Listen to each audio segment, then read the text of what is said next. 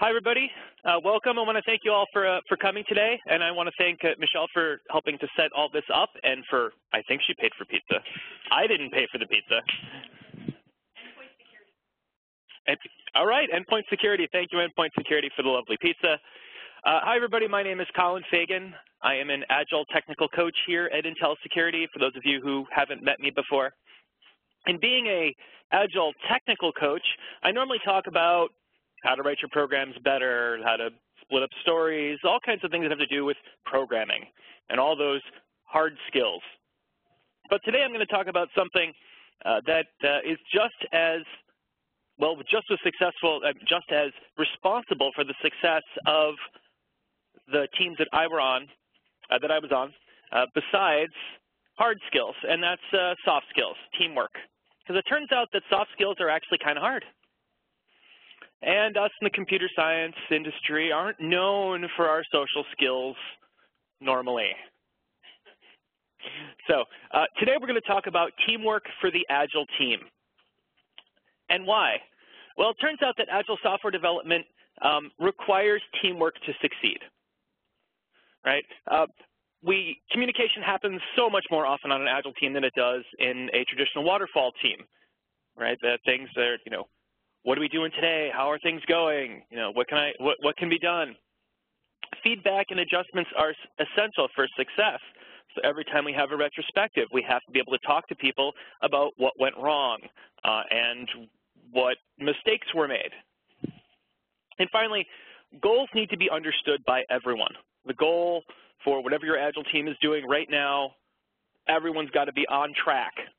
So communication skills and teamwork is really necessary. First, let's go over just a few of the differences between these traditional teams that people have been on and these new cross-functional teams that Agile says we should all be working on. Here is a traditional single-function team. This could be a dev group. They're all developers. They certainly have different specialties maybe, but they're all developers. This could be a testing group, these siloed groups which have only one purpose. Now, some attributes of these particular teams. First, everyone has similar training. If you're on a dev team, everyone's gone to a college that they have probably learned programming at, things like that. There are similar backgrounds. In fact, most of the time, once everyone gets together, you create a monoculture, meaning that everyone's pretty much the same. The goal is to perform their function. The function of the development team is to develop. That is their only function. That is what they are optimizing themselves to do, and that is what they help each other to do, this single shared function of developing, or this single shared function of testing, or the single shared function of designing something, or architecting something, in a vacuum from everything else that's happening. One of the good things is there's lots of common ground and experience to leverage when you're communicating. In fact, that's one of the reasons why, developers like to hire other developers, or testers like to hire people with testing experience, right? Because you have some kind of common ground that you can talk about and say, oh yeah, I did something like that at my last job, or I did something like this at my last job. I've done that before. We can do that. Contrast that to the cross-functional team. And that's kind of the ideal of an Agile team, a cross-functional team. We have lots of different skill sets here, wildly different from each other. And there's some attributes to these teams too. First, there's diverse training. There's diverse background. Right? People come from, significantly different mindsets into these teams. It's a polyculture. The goal of, in a cross-functional team, the goal is for the project to succeed in all of its aspects. Many times we talk about, done, delivered to production. It's at the end. It's being sold. That is the goal of this team, to finish something. And unfortunately, there is less common ground and shared experience to leverage while communicating. People have said that very often there's a tester mindset and there's a developer mindset, and those don't always cross over completely. I think people could be skilled at both, but everyone has their specialties. And so when you're talking about the specialties, the way people think, there's less common experience, and there's more need to focus on team skills, on working on a team, being a team player. How many people have heard that? Let's all be team players. That brings up a fundamental question, though. What is teamwork? How many people here, have a definition of teamwork in their mind right now? Yeah, it's kind of nebulous, isn't it? Teamwork. So I went to the dictionary, and I got this definition. Work done by people who work together as a team to do something. That's still pretty nebulous. And that was from Merriam-Webster. I'm not too proud of them, at least not for their first definition. But then I asked myself, okay, maybe the key is the word team. Team, what's the definition of team? Well, there was a couple. A group of people who compete in a sport, game, against another group, right? A sports team, great, right? That's actually not what we're doing. A group of 2 or more animals used to pull a cart or wagon. Sometimes that's what I feel like on a team, but that's not what we should be shooting for.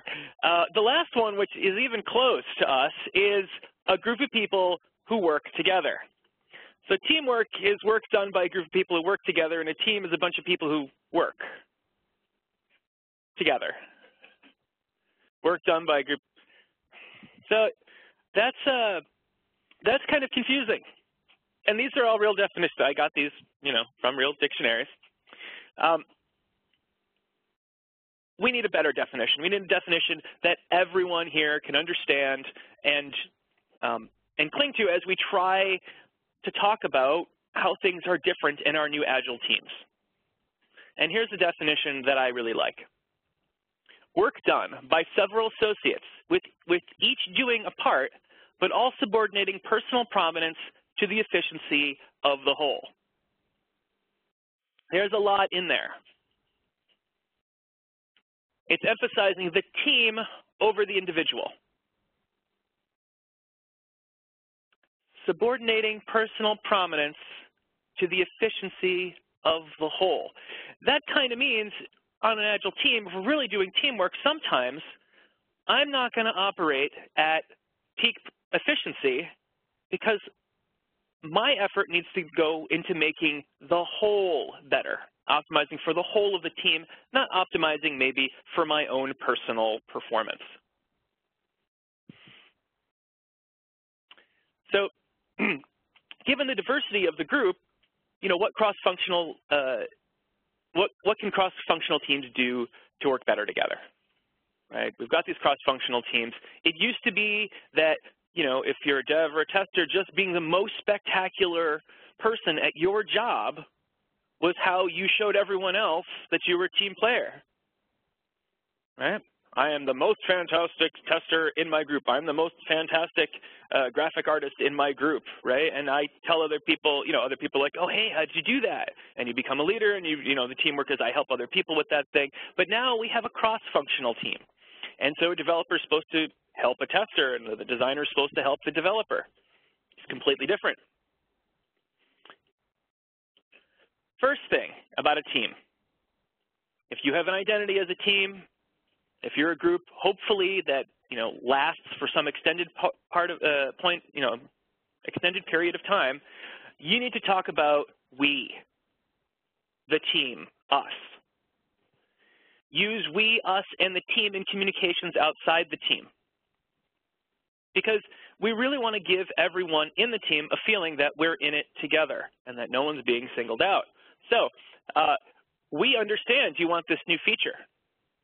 Even if someone's talking to me, we understand that you want this new feature. The team is working on fixing your issue as opposed to, I'm working on a fix for that, right? The team is working on it.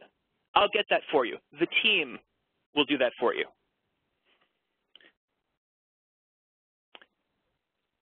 Here's another one. All of us have decided that this is the direction we should take at the team level. We of the team have agreed that this is what we're going to do. In communications outside the team, it is to your advantage to put forth a united front. Now, some harder things to do. Refuse to take personal credit for the outputs of the team. I ran into this many times. Being the lead engineer on a team, having a particular rank, meant that I got much of the credit for things my team did, or at least management attempted to give me a significant amount of the credit, in fact, probably an overabundance of credit, unfairly. And so every time, in every meeting, for every award we won, it was always, this is the team, even if I was speaking for the team, right? I was sharing acceptance credit when there are awards, and I refuse to be singled out in meetings. Collin, we need you to do this. Well, I'm sure the team can give you an estimate, and we'll get back to you.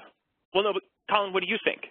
No, this is the team, and we're going to make a decision and come back to you with that. I can't speak for the team. It is the team. So, refuse to be singled out in meetings to make decisions that are part of the, that are the team's decisions, and always share credit. I mean, I'm sure we've seen plenty of award shows where someone's like, you like me, you really like me, and I'd like to thank all the little people. No, I really mean, I couldn't have done, we couldn't have done this without the work of everybody on the team. That's it. So, in summary, for talking about the we, emphasize us and we. That helps identify and build trust inside the group. You feel like you're part of a group. It'd be great if your team had a name. It'd be great if the team had a name and you held to it and you got your own mascot and you built your own identity and then people started to know you by your team name. Right? Because then you could really talk about it. At Nokia, we were the Oasis team. We picked our own name. Yeah, we had to put an acronym on it later because for some reason everything needed to be an acronym. But we just made up an acronym. We were the Oasis team. Everyone talked about the Oasis team. The team did well. The team did this. The team did that. The team messed up. Whatever it was the team. And that's because we focused on saying us and we a whole lot. Otherwise, it would have been Collin in that group that he's in. Or it would have been Han in the group that he's in. Next, taking responsibility as a team member. Right? The price of greatness is responsibility. And it's true. Make commitments to your teammates that you know you can keep. I'm not going to talk about, commitments to upper management or things like that. That's another talk. But when you're looking in the eyes of your fellow teammates, it's important that you do what you say and say what you do. Because every day that person, every the person on that team is depending on you to do what you say and say what you do. And they'll all know real quick if you're that person who just says stuff and doesn't end up doing it.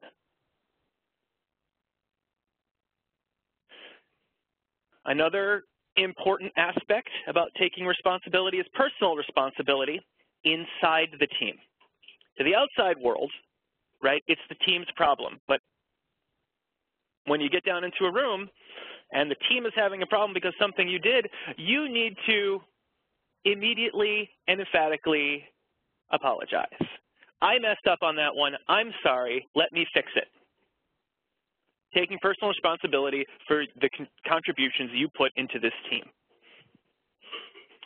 We all know no one's perfect, right? Mistakes will happen, and your teammates will accept that you make mistakes, but they'll accept it even more if you own your mistakes. and you work hard to remedy them. That builds trust and integrity. That lets them trust you. That means you can take bigger risks. When I was on one of my teams at Nokia, we decided to do something a little radical. We decided to choose a platform that no one else in the company was using. And the only reason why my teammates trusted me to make that decision, to show them and then accept the logic that I was going for, right? The only reason that they agreed is because I had built trust and integrity. Because when I did mess up, and I did, of course, didn't matter that I was the lead engineer, of course I was going to mess up sometimes, is I worked to fix it. And I admitted it. In the retrospectives, perfect place to say, hey, this is a private place in a retrospective. No one's going to be talking about this outside the group. You know, I'm sorry I messed up, guys. You know, we didn't make this because of this or that. So, team responsibility in the face of diversity builds positive relationships with others. Don't blame your teammates, right? The other side of this is when you go into a retrospective and say it's my fault, you need to expect people to say, it's my fault, I'm going to fix this. And you can't say, it's your fault, or it's your fault, or it's your fault that we're failing. Right? No finger pointing. Even if other people start to do finger pointing, do not engage in finger pointing. Allow people to admit that they did something wrong, but don't allow others to start pointing out those things. Regardless of who did what, ask, what can we do now? Bringing it back to the we. What can we as a group do to fix this? Focus on solutions when things go bad, not people. Can we fix this? How do we fix this? What are we doing? Deal with it as a team. Hopefully your team member will eventually admit to causing a problem, and then you can just move on to solution mode. So in summary, taking responsibility as a team member, making commitments you can keep, owning your mistakes, builds trust between you and your teammates. Nobody wants someone who makes a mistake, won't admit it, won't work to fix it, and stick that work on somebody else. Who here wants to work with that person? I'm getting no hands. All right, that's good. Fantastic. Focus on team responsibility when in problem-solving mode. Pointing fingers is bad. And yet I've seen teams dissolve into finger pointing and blame storming. Right? That's when everyone gets together to think about who to blame. Blame storming, kind of like brainstorming and blaming. And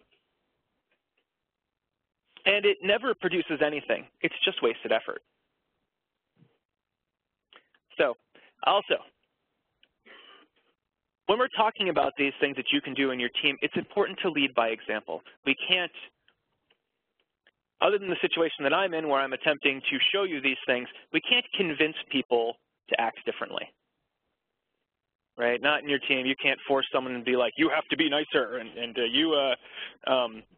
you have to, I don't know, Billy's just fine. Anyways, so lead by example. Is the most powerful way to bring change to your team if you want these things. As an example, assume the good intent of others, right? It's easy to think that someone is just, I don't know, out to destroy the team, that they want to ruin everything, and why are they messing with our stuff? It gets, I don't know, it gets easy for the cynics among us to feel that the world is against us. But it's more powerful to assume the good intent. So even if someone disagrees with you, someone brings you something you don't want to hear, you have to assume that they're bringing it to you or that you're doing this with a good intent. They, in fact, are trying to do something positive, regardless of how it may affect you in this particular moment. And a team that has a policy of assuming positive intent will usually be more efficient and better at collaborating. And when you assume positive intent, you let others know that you have confidence in them, and people will often go to great lengths for someone who believes in them. Now, I know I can talk in the old days of being someone who's on a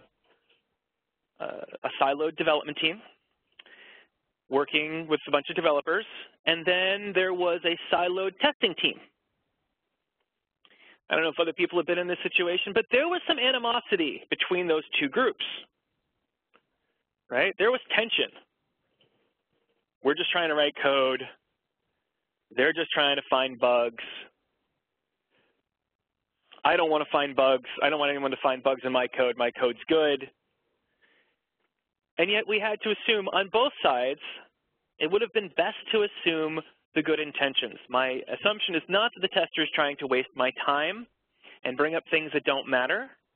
My assumption, the healthy assumption, is to assume that that tester has a good intent, is trying to make things better.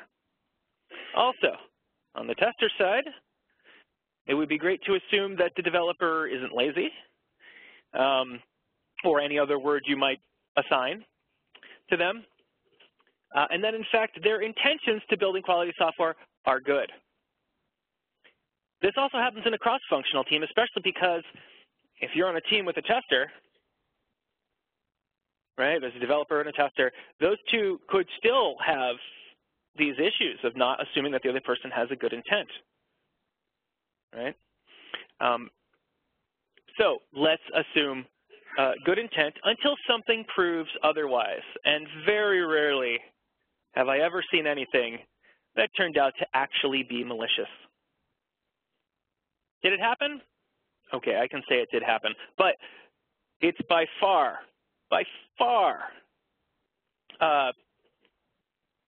in the minority of how people function or want to function on teams.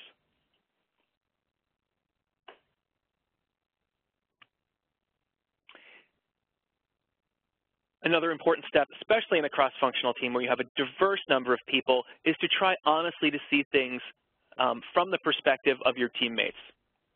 And I'm sorry, that should be from. I apologize, I made a mistake. I will fix it. Work to have a holistic view of the purpose of the team. Lots of us, you know, we get specialized. We really like doing a particular thing. You know, we really enjoy something, but it's important to step back now on a cross-functional team and say, well, what is the purpose of this team? Lots of people say, well, look, we're supposed to make functioning software. Most of the time, that's a great perspective to have, but you need to see beyond the tasks you are responsible for. Just, you know, because we could end up being siloed in the same way inside of the team.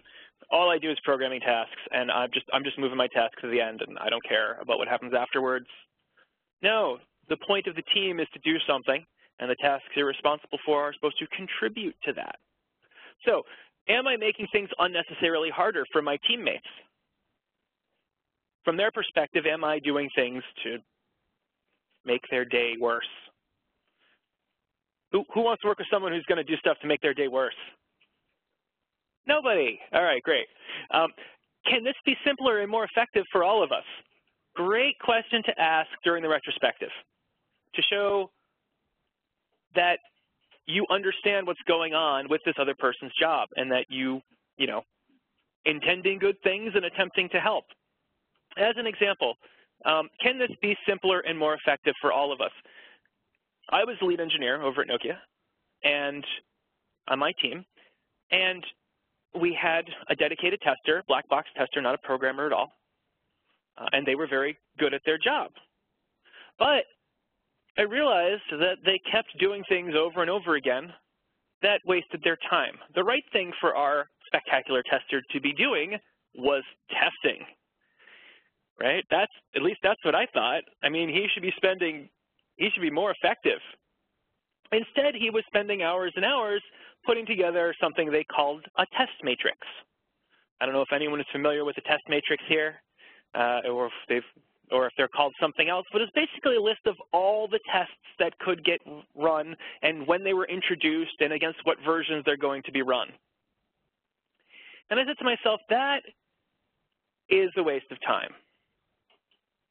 As a developer, I wanted, the tester to do more testing because he was really helping, right? I'm trying to see things from their perspective, and one thing is that these test matrices were useless, in my opinion.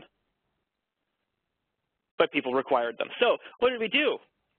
We sat down and we wrote a program, a couple of us developers, that read all the test files and generated a master compendium automatically for the tester.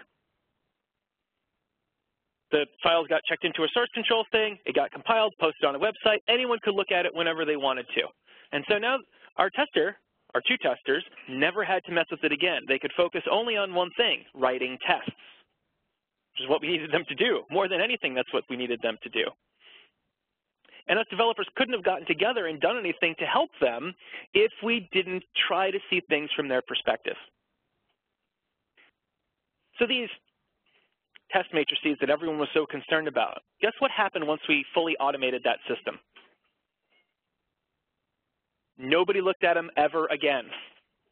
No one looked at them ever again. Was it ever important to have those test matrices in that situation at that particular time? No, it wasn't. It was just something people expected, and it was useless work. We wrote a little program, bang, never have to do it again. We tried to do something that helped the testers from their perspective. These are some attributes that I think are important for any Agile team member, right? These are the things you should strive to be. Honest. I know, it's a basic. We assume people are being honest, but there's lots of reasons why we even lie to ourselves. Yeah, I can get that done in 2 days. Can you really? You want to get it done in 2 days. You want to fix that. You want to say this is easy. But honestly, is it because you're getting pressure from above to get it done in 2 days? Is it honestly 4 days, really? We need to be honest. This goes back to do what you say and say what you do. And it's in all aspects of your team. Courageous. There's a lot of things under courageous.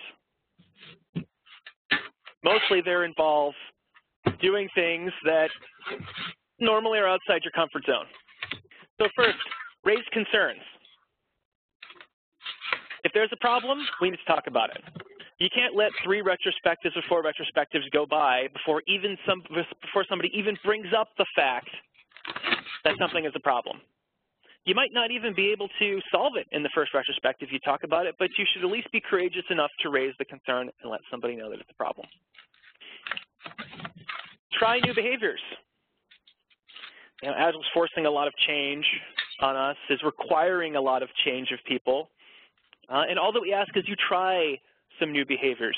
If someone says, hey, we're going to do a different kind of retrospective today, we're going to do a silent retrospective where people write things down secretly, and then someone brings up all the topics and we talk about them, right? We'll try that. Maybe we want to try a 360 where everyone goes around the room and talks about, how they feel about everybody else.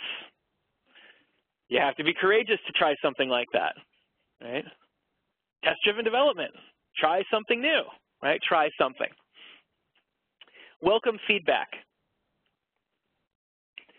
This is an important one, to be able to take feedback. To be able to give good feedback is a skill also, but we all have to kind of harden ourselves to the idea that someone might not think that we're perfect, right? I understand this. Every time I run a class, I have a evaluation, and people have to write down what they feel about my class, and I tell them, if you hated it, you have to tell me. I cannot get any better unless you tell me that something is wrong. I can't do this differently unless you tell me that something is wrong. So you have to give me honest feedback.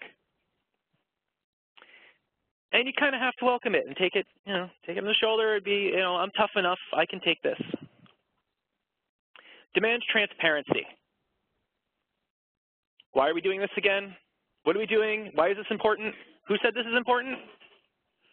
Is this really a priority? All those are questions that people have to ask, right? I want to know why these things are important. I want to know what people on my team are doing, right? I want to see that someone's moving the task across the board just like everybody else. You know, I want to see where our stuff goes after we commit it, right? Did it go to production or not? Why isn't it going to production? Who's in the way?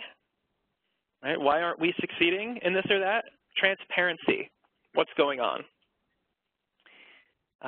Let go of preconceived notions and fears. That's a big one. We dealt with this a lot at Nokia because we had this old system and it had built up through experiences that people had, right? Some super bug in the system that took down the whole company for 3 days meant that all of a sudden all these new procedures had to happen in order to get code from development to production because nobody trusted the developers anymore. Unfortunately, all those developers left 3 years ago, if not more. So there was a lot of preconceived notions about the quality of the software that was being created. There was a lot of fears about what the repercussions of that was going to be. But we're in a new world order now, right? We're in a new Agile environment, and a lot of those things we need to put to the side as we try new things, as we accept the help from people on our team who are different than us, as we attempt to give advice and help to the people on our team that are different than us. So give honest appreciation and praise. This one slide here and the story I'm going to tell behind it is the inspiration for me to write this entire deck. This entire presentation all stems from this. So I became an Agile champion at Nokia. So I had my lead engineer role, and I was doing things like this where I was talking about, you know, different Agile methodologies and technical stuff. And one day, one of my friends comes to me and says, they're a Scrum Master, and they said, whoa, I don't know what to do. There is one person on this team that I'm the Scrum Master of, and they're really, really upset because they don't feel valued. They feel disrespected on their team. And why do they feel disrespected? Well, because in the Scrum every day, as people go around the room and talk about what they did yesterday and what they plan on doing today, a particular developer would always say, found some bugs, fix some bugs, found some bugs, fix some bugs, done. Now, the thing is, that tester contributed to finding those bugs, collaborated with that developer to make these things done, to do these things, and yet that developer would never acknowledge the contribution of that tester every single time. Contrast that to the way we used to talk in our team. Hi, everybody. This is Collin. Yesterday, I was working on integrating stop signs. Ram, the tester, found 2 situations that broke. I fixed both of them. I think he's going to test them again today to verify that they're done. I have no blocking issues. What did I do right there? I called out the contributions of another person on my team doing what they should, right? Step 1, acknowledge the contributions of the others on your team. Didn't take me that much longer to say this person contributed to me being successful today. Or yesterday, I guess, since I did it yesterday. Affirm positive behaviors. In the retrospective, it's not just a time to talk about all the things that went wrong. The retrospective is definitely a time for talking about what went right. Who went the extra mile? Did they have to go to the extra mile? If someone's always going the extra mile, that's another conversation to have. But when we came up with some rules, on our team, when you checked in, you were going to have at least one system test example for the system tester to go and do his thing, right? We need to give him at least one example for him to spiral off on. And when we started doing that, the very next sprint, they were gracious enough to say, this helps a lot. Instead of making only maybe 5 or 6 test cases, we made 15 test cases, the majority of which would have had to wait till next sprint. And he's like, this is great. You guys are awesome, right? When one of our developers became the Scrum Master, they decided to take a different direction in their career and decided to become the Scrum Master of more than, of a couple different teams and pursue that instead of software engineering. When she ran a perfect retrospective, right, we all praised her. When she ran when she did the scrums correctly, when she stopped people from rambling on and making the scrum last 2 hours, right? We praised her. It was important to say, thank you so much for doing that, right? I really appreciate that. Affirming these positive behaviors, even if they don't happen all the time, helps reinforce them, and then people will continue to do them. And these positive behaviors make the group easier to live with and trust. So in summary, for lead by example, assume the good intentions of others, be courageous, broaden your perspective, and acknowledge the contributions of others.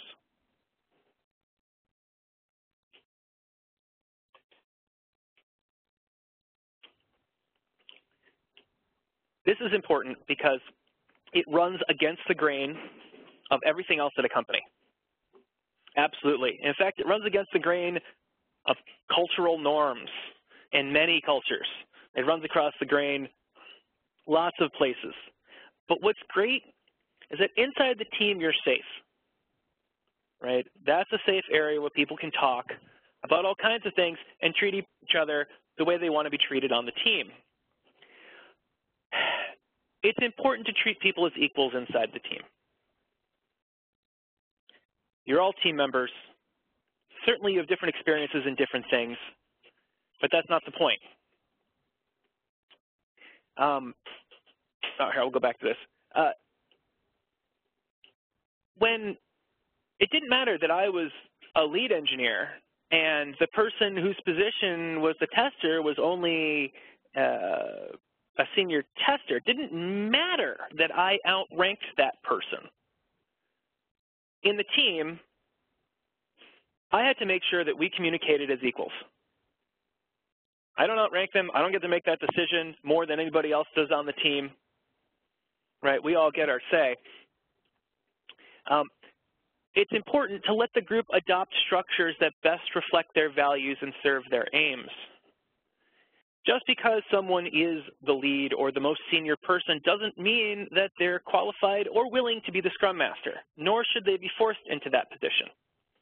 It's possible that a junior person might like the job of Scrum Master. It might be that they can do that. If they have the skill, let them facilitate. And it could be the facilitation of anything. It could be the facilitation of a code review. It could be the facilitation of a test review. Any team member might sense how to advance a group's work. So you get to the end of the sprint and there's a retrospective. Ideas can come from anybody. The old guy can come up with an idea. The new guy can come up with an idea. Anybody can come up with an idea that may help the group. And when you treat people as equals, you are open to those ideas. Sharing power isn't easy. It's not. Right? A lot of times, it's just simpler to have one person be the iron fist who makes all the decisions, and everyone just goes with it. We know that perfect democracies take a long time to get things done. And I'm not suggesting that everyone vote on every issue equally, but I'm saying that we need to do as much as we can in the team to share the power about decisions. the benefits can be profound. So when sharing power, being a lead engineer, I could have taken total control over my group. Anytime I could have told, that was how other groups are run at Nokia. In fact, sometimes there was an architect in charge, even though he didn't do any programming. He just kind of threw down, this is what you're going to do, this is what you're going to do, this is what you're going to do. Go do it, people, I'll see you later. But I didn't. In fact, one time, I decided that I was going to cede all of my power away in a very public manner. We had 3 developers and 1 tester. And because we had made certain changes into the way that we were doing development, us 3 developers were capable of writing so much code that we crushed the tester. There literally was no way for the tester to keep up with us. None. We had optimized 1 part, and now we had a bottleneck. So at the next giant sprint planning, I said, well, we don't have, we need more testing capacity, and so I'm going to step down as lead engineer, and I'm going to spend 1 entire sprint doing the testing exactly the way that our tester wants it. Whatever he says is the way I should be testing this, I will test it that way. And for 1 whole sprint, I will not be the lead, right? And every sprint after that, some developer is going to have to rotate into that role and kind of accept whatever the tester says is the way to do it. They're going to get reviewed. They're going to blah, blah. So I decided I was going to share power. I was going to give up my power, my personal, efficiency, right, for a whole sprint at least to do testing work. Why? Because it had to be done. I did it. The other 2 developers did it. And after that, after they saw us rotating and they saw that it was going to be my chance again to come up after another couple weeks, somehow magically, management gave us another tester. Poof, all of a sudden we had another tester. Great, all right, problem solved. So how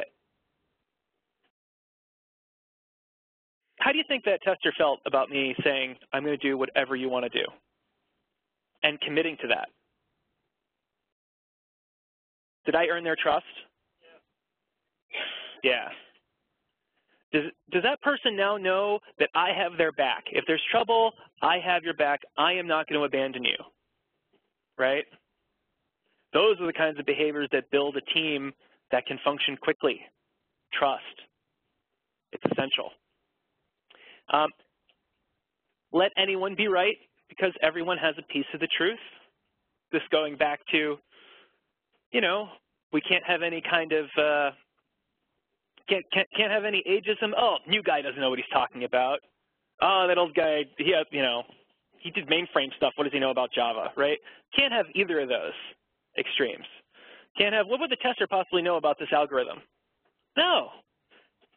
Everyone has a piece of the truth. Anyone could be right. In our teams, we have to be open to the idea that anyone could come up with anything that would be fantastic. In all of this, as people are throwing their opinions out and we're getting feedback, we have to not take things personally. It's important to separate the idea from the person. So this was very difficult for a number of people in my old projects, especially people whose job it was specifically to come up with ideas. So architects are big idea people. And many times, an Agile team, the team is going to decide what direction to go. That means that there's some kind of debate between the architects and the team. The important thing is that if we separate the idea from the person, it allows us to say, well, this person came to us with an idea before, and we didn't like that one. But this one is okay, right? We can accept it from this person, even though they argued for theirs a whole lot and maybe they weren't the nicest person about it. Is their next idea sound? Evaluate things based on the idea itself and not the person. Also, if someone gives you some criticism, it's important to separate the idea from the person. We have to assume good intent. The person is trying to help you and hope that, that they can give you something. Consider ideas on their own merit. I think that's it. Yeah, went over that. All right, so summary. For the whole treat people as equals idea. Treat people as equals, adopt beneficial authority structures, and let anyone be right. And also don't take it personally.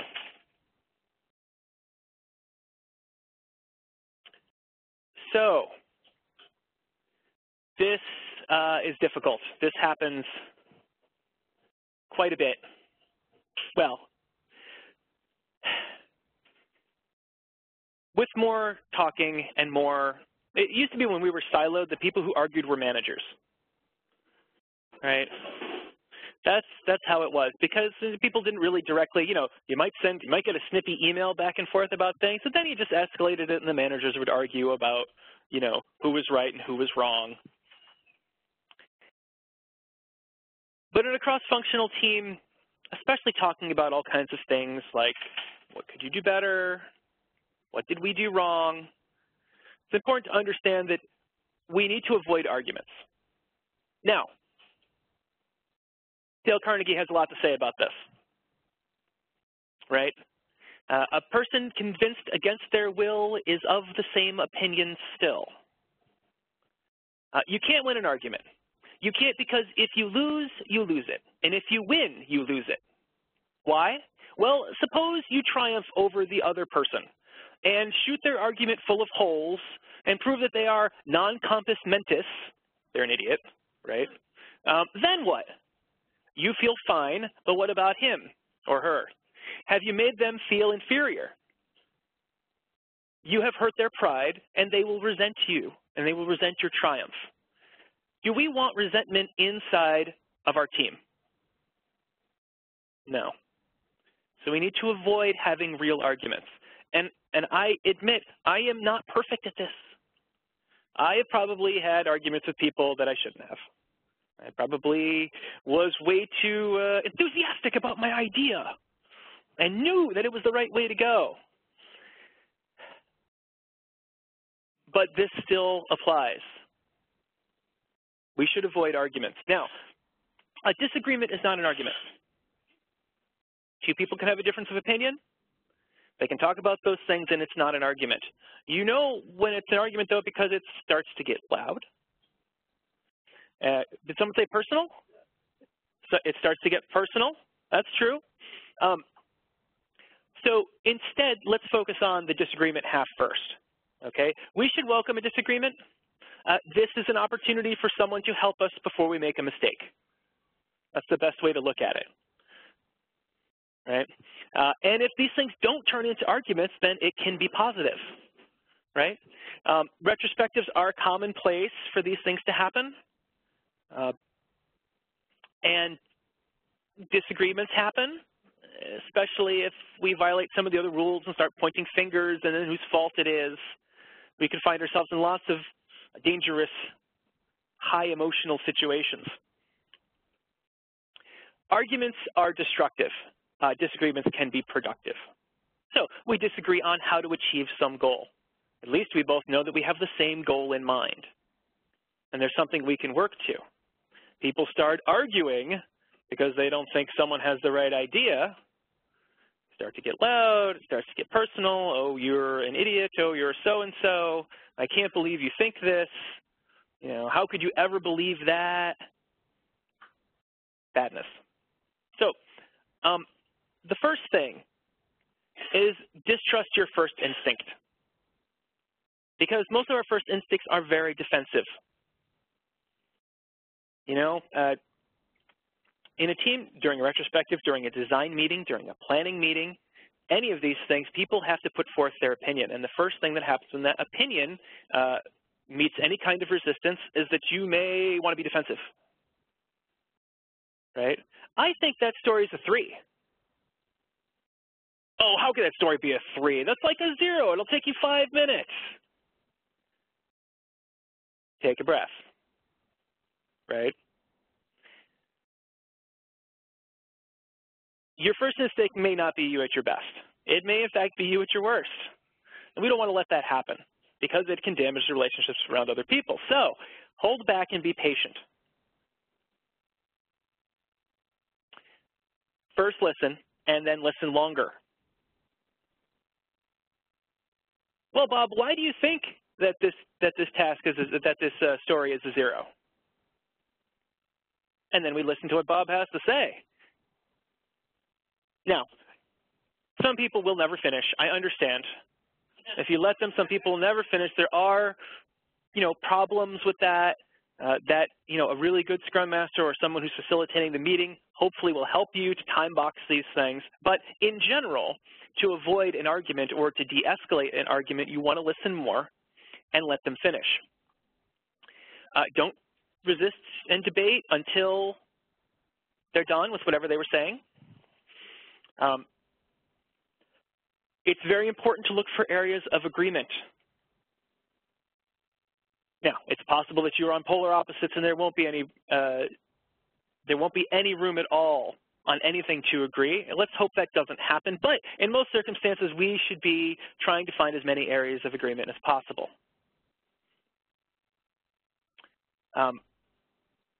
Think over your opponent's ideas. So, Bill says to me, no, that story is a 0. That story is a 0. I mean, come on, it's like 3 lines of code.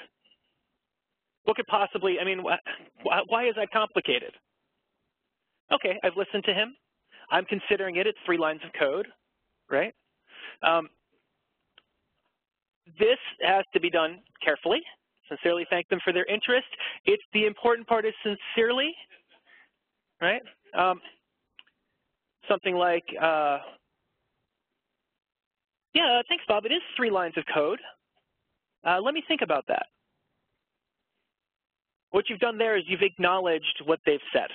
Right or wrong, it's important to acknowledge the person that keeps these things from becoming arguments, right? You've acknowledged them. They feel like they've had their say.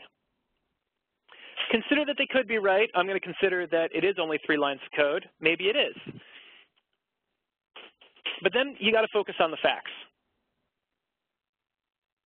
Because we all know that arguments that don't focus on facts don't get anywhere. And sometimes we have all been exposed to meetings where people argue and argue and argue, right? And never get anything done because one person has one idea, one person has the other idea, and then boom, nothing ever gets done. So it's important for us to focus on facts. Wrap them in humility. If you're humble, it doesn't matter if you're wrong. Only when you put your pride on the line is it difficult to be wrong. I could be wrong. I often am. Let's look at the facts. So, all right, Bob. Yeah, it is 3 lines of code, Bob. If I remember correctly, though, that's in a very complicated place. We also need unit tests because we don't have any unit tests around that code. And the system testers have said that this is a very difficult part to system test. So I think this change is actually bigger than a 0. I'm thinking it's probably a 3. There's at least 3 people involved in this. Focus on the facts. I could be wrong. Look to the other people in the group actually to verify. If I say I think there might be some testing stuff in here, I think there might be some, larger unit test stuff in there, you'll probably get yeses from the people who that affects. And then we've had this discussion and a disagreement without it becoming an argument. If it's a big fight, postpone major action until both sides have a chance to think it through, especially when emotions are running high. In a retrospective, if someone's really mad, it's important to write that down, stick it on the wall as something to do, and try to move on to something else. Be productive with the rest of that retrospective, and don't let this toxic subject destroy what could be a productive meeting. Later, People can think about what answer they want. They might become more convinced of that their answer is right. They might become less convinced that their answer is right. But approach them then later with a cooler head. Oh, I just said that. So instead of a summary for this particular section, I'm going to go with a quote from Benjamin Franklin. If you argue and rankle and contradict, you may achieve a temporary victory, sometimes, but it will be an empty victory because you will never get your opponent's goodwill.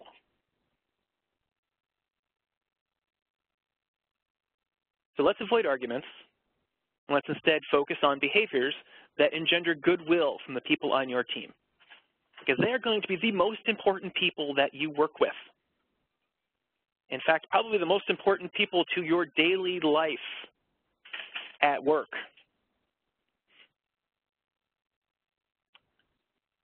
So, work done by several associates, with each doing a part, but all subordinating personal prominence to the efficiency of the whole. Teamwork. And I hope that some of the things I've talked about today, some of the behaviors that I'd like to espouse, will help you feel okay to subordinate your personal prominence, that it's useful, and then in the end, the efficiency of the whole and the productivity of your team is more important. And that's all I have for today. I am now open for questions and answers.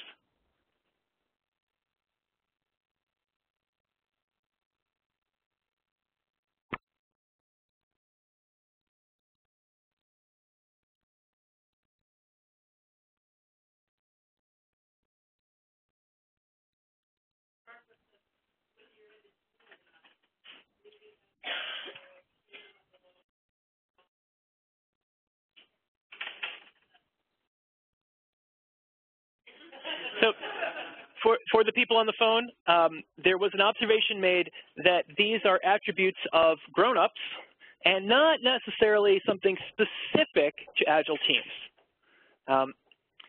I agree. There's many people who live their life by many of these. Unfortunately, if I had named my my talk "Just Be a Grown-Up," it probably wouldn't have had the same draw.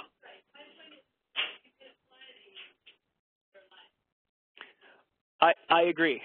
And many of the sources that I have are actually all about life. So here are the sources. Some with funny. Oh, I think I'm disconnected.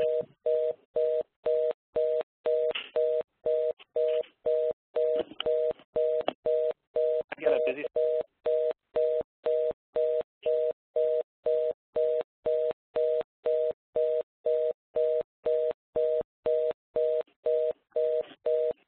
Anyway, so while that's happening, here are my sources. This definitely has to do with the workplace. Dale Carnegie's work on how to win friends and influence people applies to life. The Rewards of Assuming Positive Intent was a website that I found a lot of great information on. And Crucial Conversations. All of these either directly or indirectly inspired me to write this, along with the story about the poor tester who doesn't want to work on his team because no one appreciates what he does, right? So, absolutely, I can send. This is one of those things I can send out all the slides. Oh, if only.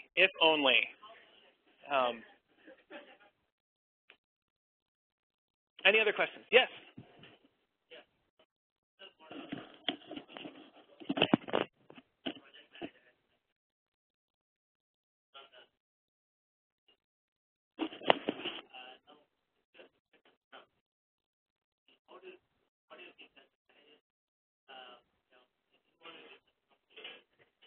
So the question is, how do I be an Agile manager, right? So the important thing to understand is that even before there was a term Agile manager, there were people who had a particular technique of managing that happens to align well with Agile. Right? People were doing this even before Agile, and that kind of manager is not the I'm checking out everything you're doing all the time kind of manager. It's the I know that I've hired good people and I'm going to trust them to do the right thing, and I'm going to listen to them when there are problems, and I'm going to help them with their problems. That kind of manager is still 100% a manager and would be a fantastic manager to have in an Agile environment. The kinds of tasks, the kinds of things that, there's this term micromanagement that people probably rightfully so think is negative, right? What did you do? Tell me how many lines of code you wrote today.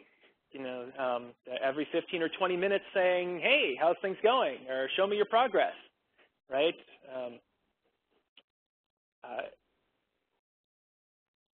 The best managers I've had have trusted me to make the right decision, but held me accountable for my decision, right? And basically, once you get a lot of Scrum teams, right, together, and you're a manager, what I've seen happen is that you start looking upwards instead of looking downward. You start looking across silos, because or across verticals is what they call them, right? So there's our group, and our group makes some software that a whole nother group works with.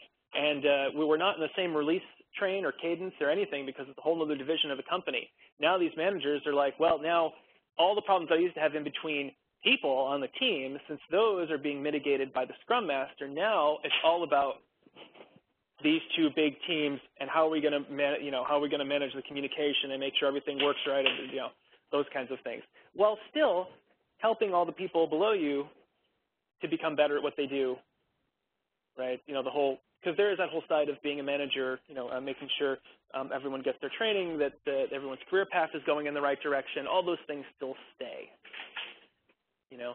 But the idea that a manager could be someone in charge of all the technical details and who gets hired and fired and many, many other decisions like that is a consolidation of power that Agile doesn't quite agree with. Freedom isn't the important part, and letting people take responsibility for themselves. It's that whole sharing power thing, right? It's difficult. Some people don't want to let go, but that's from my perspective. Actually, Jorgen Hesselberg, he would be the best person to talk to about these things. As I said, I am a technical person, so I can talk from the technical side and being managed by different people on an Agile team. But since I haven't done any managing, he'd probably be the best person to talk to. So you talked about the Agile team where every team member has different roles, but for people say the ideal is everyone on the team is an engineer who's taking on multiple. Yeah. How does it apply to that? Well, so I'm part of the Agile transformation team, right? And so we know that transforming to an Agile process is a process, and we'll get there in steps. And so this is designed, this particular slide deck is designed for people who are just getting into Agile, and they need to know how to work on a team. And when teams are first put together, it's very much a salad bowl, right? All these different parts coming together that are very distinct. Eventually, at high-performing teams, there is some melding. We taught our tester enough programming to help write some of our automated tests, but he was never going to be a serious heads-down developer. Just wasn't going to happen. His skills were most definitely keeping all of us honest, and we wanted him to do that. We needed him to do that. It would be great if everyone could do everything, but in the end, we're going to have specialization. You don't want me writing Lisp, right? I'll do some Java, I'll do some C++. You don't want me writing Lisp, and you probably don't want me doing Excel spreadsheets because it'll drive me insane, right? Is that an answer, or not really? Okay. Okay. I guess the same here. Yeah, I mean, if you're in a situation where everyone actually does have all the skills necessary to do everything, right? That you're working in a, some people who can do everything from DevOps to unit testing, then it just means that there's no argument over who does what. It's like, well, anyone can do anything. I'm going to take this. I'm going to take that. And, then you have to worry about people getting pigeonholed, right? Then it becomes, all right, we got to divide these evenly because while everyone could do this, not everyone wants to do this. Like when the developers and my team decided that each one of us was going to take one whole sprint and be a tester. Nobody wanted it. Could we have just made the lowest person on the totem pole do that? Is that a common occurrence for just a manager to walk in? We need testers. Guess what? You're low man on the totem pole. You are going to be a tester, right? But that certainly would not engender goodwill, right? Everyone on the team was going to do it, and I was going to be the first to prove that, I wasn't too good for that, right? Hopefully that wasn't a humble brag. I apologize. That's, I have to tell the story, right? Anything else?